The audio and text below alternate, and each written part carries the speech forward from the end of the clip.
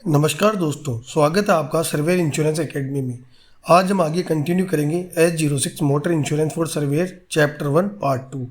इस पार्ट में हम पढ़ेंगे जनरल रेगुलेशन और IMT codes, motor vehicle types, motor third party pool और डिसफंक्शनल मोटर मार्केट। तो चलिए शुरू करते हैं। अब बात करते हैं जनरल रेगुलेशंस और IMT कोड की। GR यानी जनरल रेगुलेशंस जो मोटर टैरिफ के रूल्स और रेफरेंस को बताते हैं, वहीं IMT यानी इंडियन मोटर टैरिफ एंडोसमेंट या क्लोज रेफरेंस को दर्शाता है। एग्जाम के लिए खास तौर पर IDV, डेप्रिशिएशन, ट्रांसफ़र, हाइपोथेकेशन, NCB और डिडक्टेबल जैसे पॉइंट्स इंपॉर्टेंट है। अब आगे इन रेगुलेशंस को एक एक करके समझते हैं। अब इस टेबल को थोड़ा ध्यान से समझते हैं क्योंकि जनरल रेगुलेशन में ये पॉइंट एग्जाम के लिए काफ़ी इंपॉर्टेंट है। GR2 proposal form. इंश्योरेंस लेने से पहले प्रपोजर जो इन्फॉर्मेशन और डिटेल्स देता है वह प्रपोजल फॉर्म में होती है। नाम, एड्रेस, पॉलिसी में क्या क्या रिक्वायरमेंट है सभी। GR3 policy form. Insurance contract की पॉलिसी डॉक्यूमेंट से रिलेटेड है, यानी पॉलिसी की टर्म्स और कंडीशन इसी से समझी जाती है। GR4 और IMT1 extension of geographical area. अगर व्हीकल को नॉर्मल जियोग्राफिकल एरिया के बाहर यूज करना हो तो उसके लिए जियोग्राफिकल एरिया एक्सटेंशन का प्रोविज़न होता है। GR8 IDV यानी इंश्योर्ड डिक्लेयर वैल्यू, व्हीकल की इंश्योर्ड वैल्यू को रिप्रेजेंट करती है। एग्जाम में इसका GR नंबर जरूर याद रखें। GR9 depreciation on parts loss claim में पार्ट्स पर एप्लीकेबल डेप्रिशिएशन से रिलेटेड है, यह भी बहुत इंपॉर्टेंट है। GR10 geographical zone, motor insurance में अलग अलग जियोग्राफिकल जोन को क्लासिफिकेशन से रिलेटेड है। GR11 period of insurance, policy कितनी अवधि के लिए वैलिड रहेगी उससे रिलेटेड है। GR12 शॉर्ट पीरियड कवर, अगर इंश्योरेंस पूरे साल के बजाय शॉर्ट पीरियड के लिए लिया जाता है तो उसके प्रीमियम से रिलेटेड प्रोविज़न है, यानी 1 महीने, 2 महीने या 12 महीने से कम।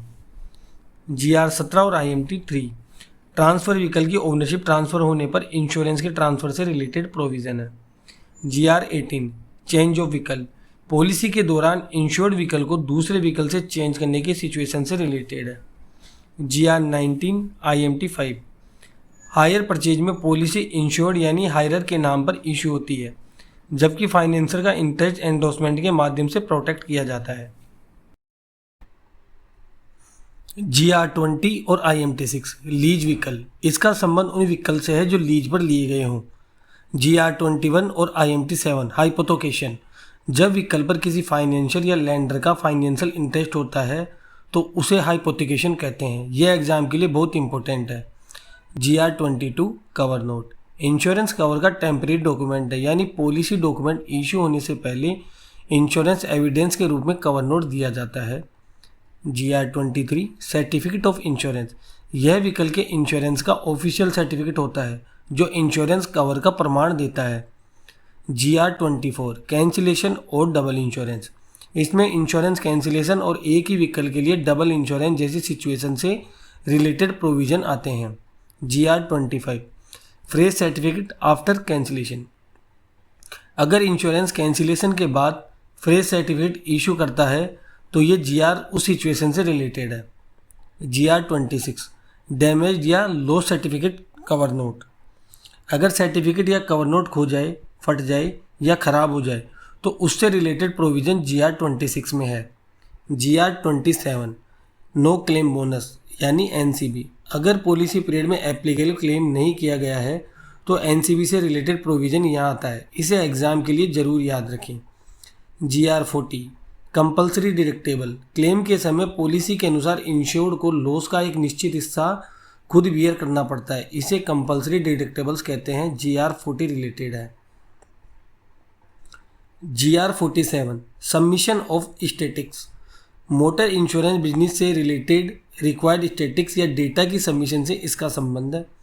GR48 interruption of motor tariff, यानी इंडिया मोटर टैरिफ में दिए गए प्रोविजंस को इंटरप्ट या समझने से रिलेटेड क्विक रिवीजन करते हैं। GR20 लीज के लिए, GR21 hypothecation, GR22 cover note, GR23 certificate, GR24 cancellation double insurance, GR25 fresh certificate, GR26 damaged और lost certificate. GR27 NCB, GR40 compulsory deductible, GR47 statics और GR48 tariff interruption. Exam के लिए important GR numbers GR21, GR27, GR40, GR47 और GR48, ये बहुत important है। ये GR numbers exam में डायरेक्ट पूछे जा सकते हैं। GR8 IDV यानी इंश्योर्ड डिक्लेयर वैल्यू, यानी व्हीकल की इंश्योर्ड वैल्यू। इसलिए अगर क्वेश्चन आए कि IDV किस GR से रिलेटेड है, आंसर होगा GR8। GR9 parts depreciation, parts और लॉस क्लेम में व्हीकल के पार्ट्स पर डेप्रिसिएशन अप्लाई होने से रिलेटेड है, इसलिए GR9 को पार्ट डेप्रिसिएशन के साथ याद रखें। GR17 और IMT3 ट्रांसफ़र ऑफ व्हीकल, यानी व्हीकल की ओनरशिप ट्रांसफ़र होने पर इंश्योरेंस ट्रांसफ़र से रिलेटेड प्रोविज़न है। GR21 और IMT7 हाइपोथेकेशन, जब व्हीकल पर फाइनेंसर का फाइनेंशियल इंटरेस्ट होता है तो हाइपोथेकेशन से रिलेटेड प्रोविज़न यहाँ आता है। GR27 नो क्लेम बोनस यानी NCB, applicable claim free policy experience पर मिलने वाले NCB से यह रिलेटेड है, यानी किसी ईयर के अंदर अगर क्लेम नहीं लिया हो तो उससे रिलेटेड पॉइंट है। GR40 कंपल्सरी डिडक्टेबल, क्लेम के समय पॉलिसी के अनुसार लॉस का एक निश्चित हिस्सा इंश्योर्ड को खुद बियर करना होता है, इसी कंपल्सरी डिडक्टेबल से GR40 रिलेटेड है। GR47 सबमिशन ऑफ स्टैटिक्स, यानी मोटर इंश्योरेंस बिजनेस से रिलेटेड रिक्वायर्ड स्टैटिक्स की submission. GR48 interruption of India motor tariff, यानी मोटर टैरिफ में दिए गए प्रोविजन की इंटरप्शन से रिलेटेड है। क्विक रिवीजन, GR8 IDV के लिए, GR9 पार्ट्स डेप्रिसिएशन के लिए, GR17/IMT3 ट्रांसफ़र के लिए, GR21 IMT7 हाइपोथेकेशन के लिए, GR27 NCB के लिए, GR40 डिडक्टेबल्स, GR47 स्टैटिक्स और GR48 टैरिफ इंटरप्शन। एग्ज़ाम की तैयारी के लिए इन नंबर्स पर थोड़ा एक्स्ट्रा ध्यान दीजिए, ये खास तौर पर इम्पोर्टेंट है।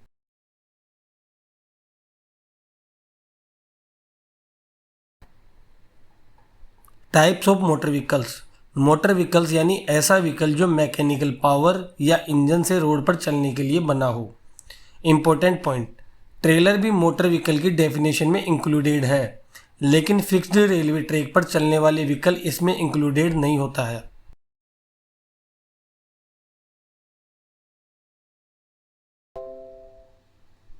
मोटर व्हीकल्स की मेन क्लासिफिकेशन, इंश्योरेंस के पर्पज से मोटर व्हीकल को मुख्य रूप से 3 ब्रॉड कैटेगरी में डिवाइड किया जाता है।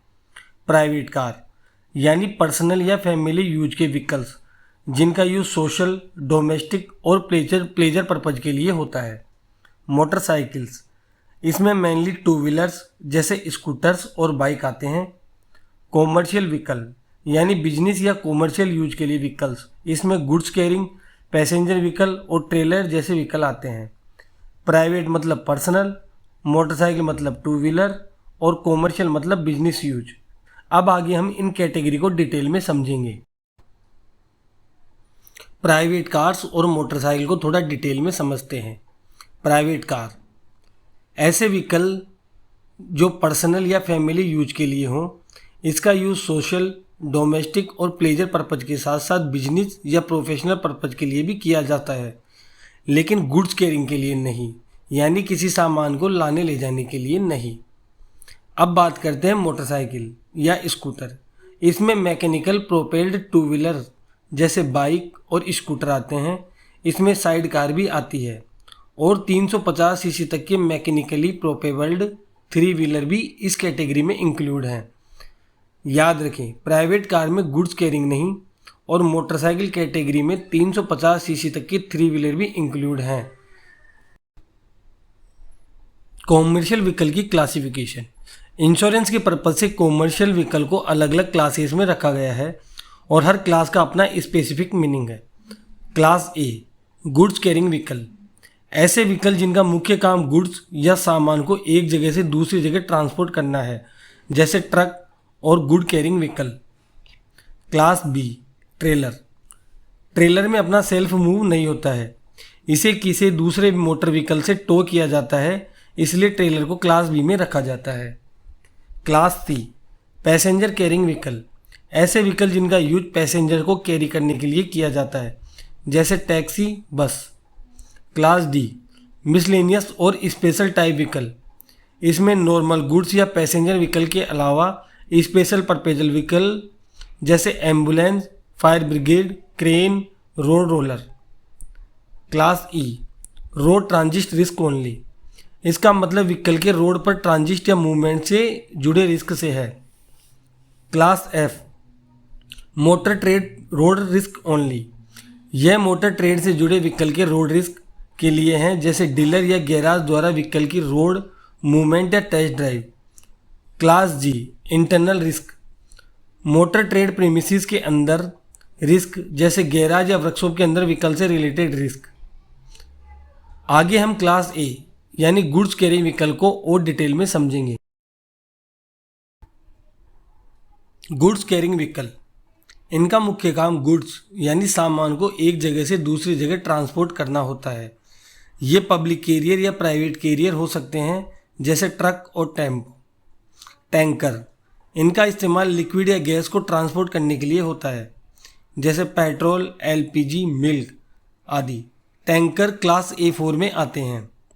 टिपर्स, इनका इस्तेमाल मेनली लूज या बल्क मटेरियल जैसे सैंड, कोल और माइनिंग मटेरियल को कैरी करने के लिए होता है। इनमें हाइड्रोलिक लिफ्ट सिस्टम होता है, जिससे लोड को पीछे से उठाकर अनलोड किया जाता है। गुड्स कैरिंग मतलब ट्रांसपोर्ट, टैंकर मतलब लिक्विड या गैस और टिपर मतलब bulk material plus hydraulic lift. Passenger और स्पेशल व्हीकल, पैसेंजर व्हीकल ऐसे व्हीकल जो पैसेंजर को हायर या रिवार्ड के लिए कैरी करते हैं, जैसे टैक्सी, बस और ऑटो। इन्हें क्लास सी में रखा गया है। मिसलेनियस और स्पेशल व्हीकल, ऐसे व्हीकल जो किसी स्पेशल पर्पज के लिए यूज होते हैं, जैसे एम्बुलेंस और फायर ब्रिगेड। इन्हें क्लास डी में रखा गया है। इसी कैटेगरी में कुछ हैवी इक्विपमेंट और स्पेशल पर्पज व्हीकल भी आते हैं, जैसे क्रेन और road roller. Important point, trailer में अपना सेल्फ इंजन नहीं होता, इसे किसी दूसरे व्हीकल से टो किया जाता है, इसलिए ट्रेलर को क्लास बी में रखा गया है। याद रखें, class C passenger vehicle, class D miscellaneous और स्पेशल व्हीकल और class B trailers. Exam MCQ, private का मतलब पर्सनल, मोटरसाइकिल का मतलब टू व्हीलर और कॉमर्शियल का मतलब बिजनेस यूज। ट्रेलर किस क्लास में आएगा? आंसर है class B. Passenger vehicle class C में, टैंकर क्लास A4 में, टिप्पर का मुख्य यूज माइनिंग और बल्क गुड कैरी के लिए। एम्बुलेंस किस कैटेगरी में आएगी? मिसलेनियस या स्पेशल व्हीकल कैटेगरी में। व्हीकल क्लासिफिकेशन से एग्जाम में डायरेक्ट क्वेश्चन आते हैं। तो आगे बढ़ते हैं हम मोटर थर्ड पार्टी पूल की तरफ।